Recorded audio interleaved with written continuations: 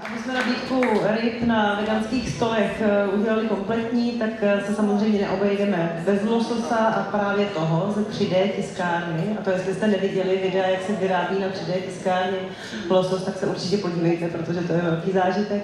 Prosím teď na pódium Robina Simsu ze společnosti Revo, generálního ředitele a spoluzakladatele firmy, který za námi přijel z Vídně a který nám tu představí právě losos z 3D tiskárny.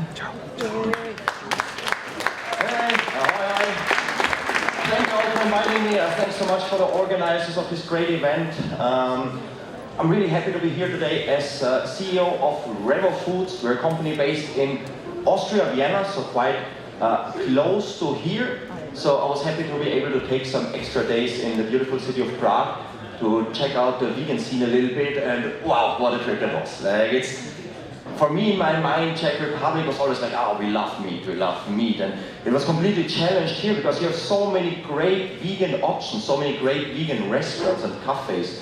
Like, I had a great Czech goulash made completely vegan some days ago, and I talked with some of the restaurant owners, like how's the vegan scene here actually in Czech Republic? How is it developing? And many told me, yeah, especially in the big cities, like here in Prague, like we had more and more demand for these type of products. And sneaky as I am, I was asking them, yeah, but are there some products where you don't have so many offers yet?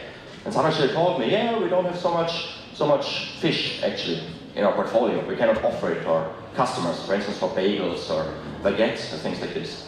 And this is where we come into picture, where we come into play. Because at Revo Foods, our goal, similar to my previous speaker here, is to end overfishing by giving customers better alternative, which taste great, have great nutritional value, and where you do not need to think about making a compromise, but you have it in one product. Some weeks ago, I was presenting at a big fish conference called the Fish International in Germany, where it's a bunch of traditional seafood companies. And they did not like the slide that was presented here. They don't like it. Like they don't like to talk about these things, like the massive problems that we have right now with the fishing industry. And even if countries like Czech Republic or Austria are not directly by the ocean, these are problems, I believe, that concern us all. 25% of all CO2 are stored in the oceans, and overfishing is a massive contribution to, first of all, releasing this CO2 and being a threat to the biodiversity that we have in our oceans. So what to do? Like, we tried for decades, all kinds of activists telling people eat less fish, eat less meat, etc. But we believe that really the critical thing about convincing people is taste. Taste always comes number one. And some of the plant-based brands were not always holding this up to the highest standards in the past, I believe. And what we think is that it's often due to production technology. Right now, many of these companies use similar ingredients, use similar processes like extrusion technology, and then the outcome can only vary to such an extent. So what we believe is you need to bring production technology to a new level in order to have this next generation of sensory properties, these higher qualities of plant-based products. And what we do for this is a process called 3D food printing. It sounds a bit weird, but we do it for the reason that imagine products like a salmon fillet, a steak. You have separated muscle tissue and fat components. If you take a steak and you put it in a mixer, what comes out? Like the paste, a homogeneous mass that has nothing to do with a steak anymore. This is how currently plant-based meats are produced. You have a big machine, you put ingredients in on the one side, a product comes out on the other side. Now, for the first time, with this technology, it is possible to separate individual phases of plant-based meats, for instance, fat and muscle, and create mouth feels and textures, which is just incredibly realistic. Here you can see how this works.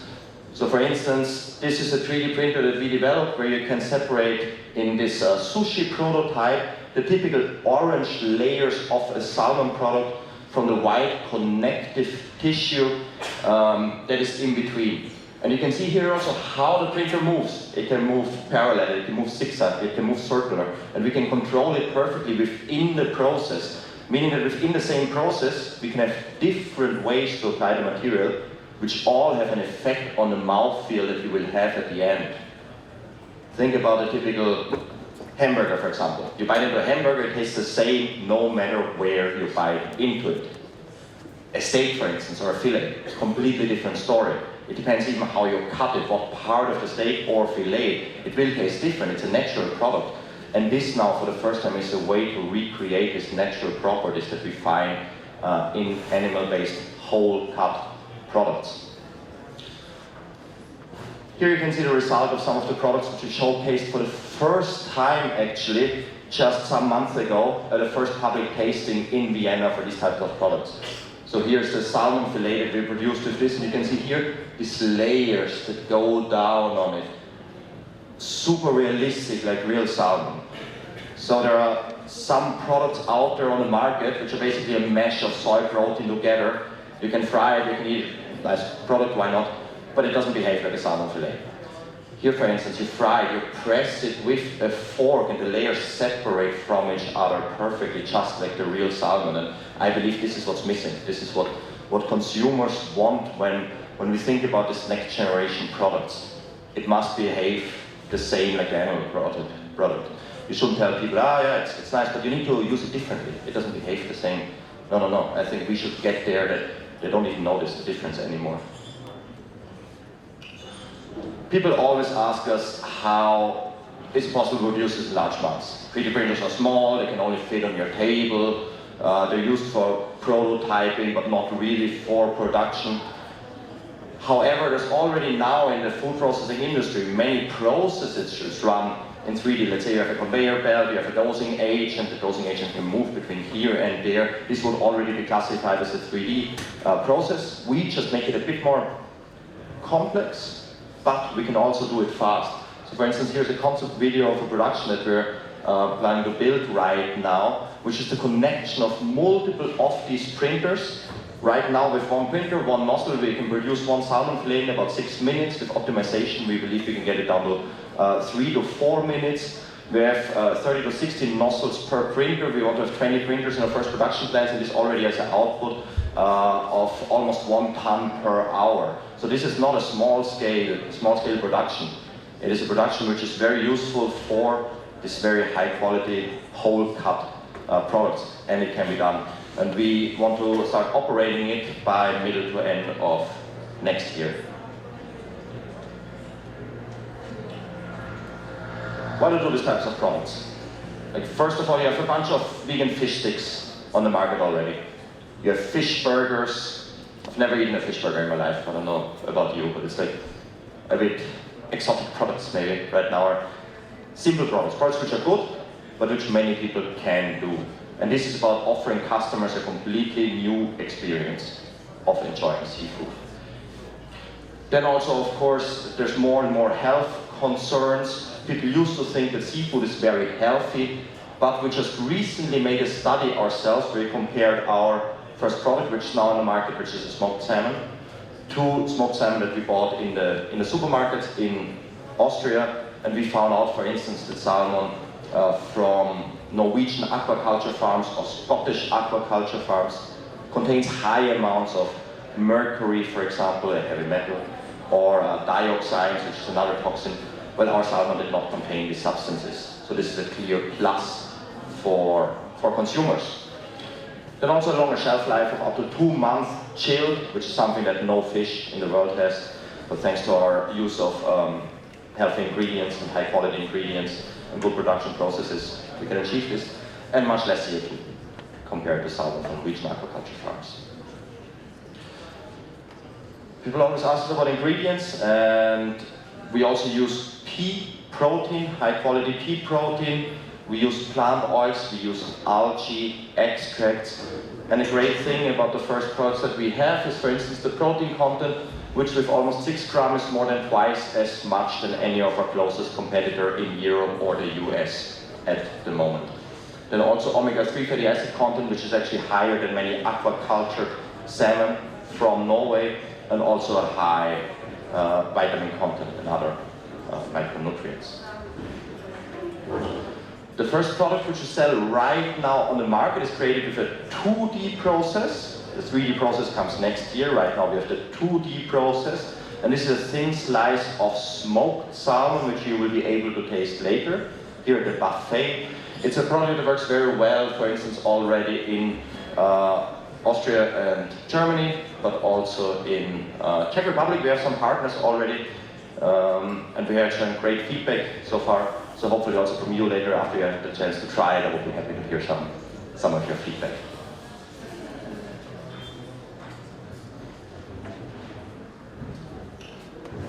Now, and this is the first time that I announced this publicly in a conference, we've developed 3 new products, which we're about to launch actually, which is a salmon spread, the first product of its kind. A product like this doesn't exist anywhere in the world yet. It's a tuna spread, so not much like the garden gourmet product we just heard about before, but more spreadable on a bread or a baguette. And a Graf Lachs, which is also the first product of its kind in the world. It didn't exist before. There was no vegan Graf Lachs. And I'm very happy when we can announce unique products where there are no offerings yet before. And yeah, it's the first time that we announce it because it just comes out on the market now soon, which is when? It doesn't work. The 15th of October. And so this is, this week we will launch our new products. And yeah, I hope that you can also enjoy them soon in Czech Republic here. We start first in Austria with our biggest partner, which is still a part of the German Revo group. Other than that, we're already operating in a number of countries, for instance, also here in Czech Republic with Frolik and Košík, or Forkis. And yeah, for instance, Spain and Italy are otherwise very big markets for us, and we're in more than 2,500 stores of the Revo group across Germany and Austria. Yeah, here in Czech Republic, some of our current partners, and we also work with a distributor, Elite Foods, which is from our current experience, one of the best distribution partners that we had in any country, so that's fantastic here for the Czech Republic. So if you're also interested in the kinds of products that we have, after you try them, you like them, you think it would be interesting for your store, hotel, supermarket, etc., that you would be very happy if you get in touch with us. Yeah, with this I would like to end with photos of some happy people that look very happy because they enjoy some nice plant-based salmon from Revo Foods. Thank you.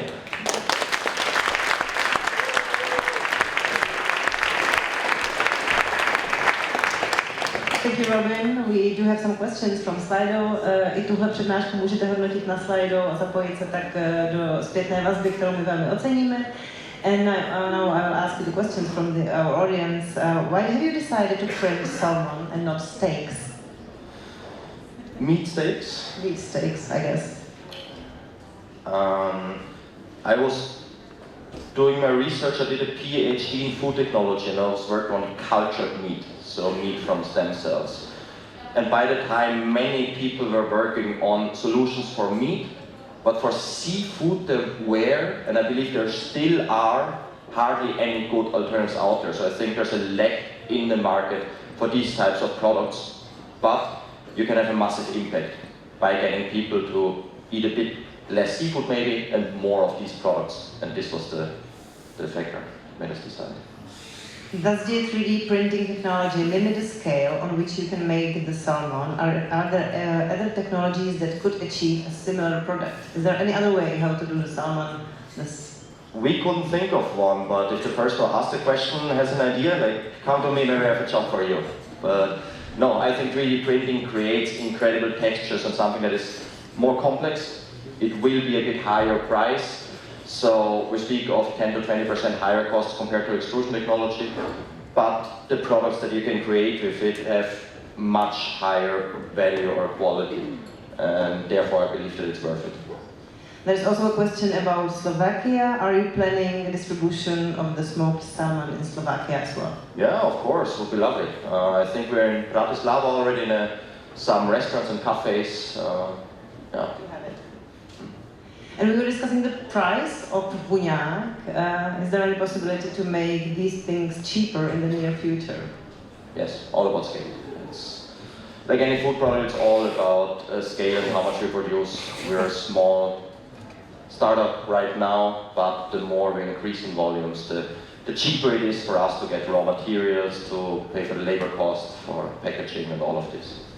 One of the things that why people like to eat fish is the omega-3s and protein.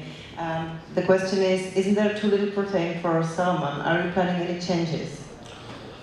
Hopefully, yes. The protein is one of the main cost factors in the product, so we also wanted to keep it a bit more cost efficient. Otherwise, we try to increase the protein content.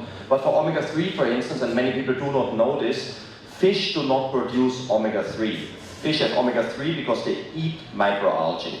So we take the fish out of the game and we go directly back to the source. So we add, for instance, microalgae oil directly to our products, which is not contaminated with any of this heavy metal, microplastic, etc., or much less than if you need to take the fish first and process it. And the proteins? Proteins, we use pea protein, and we hope that we can increase the quantity also in the future. Cool. Thank you very much. Thank you for your presentation. Robin Simsa, ze společnosti Revo a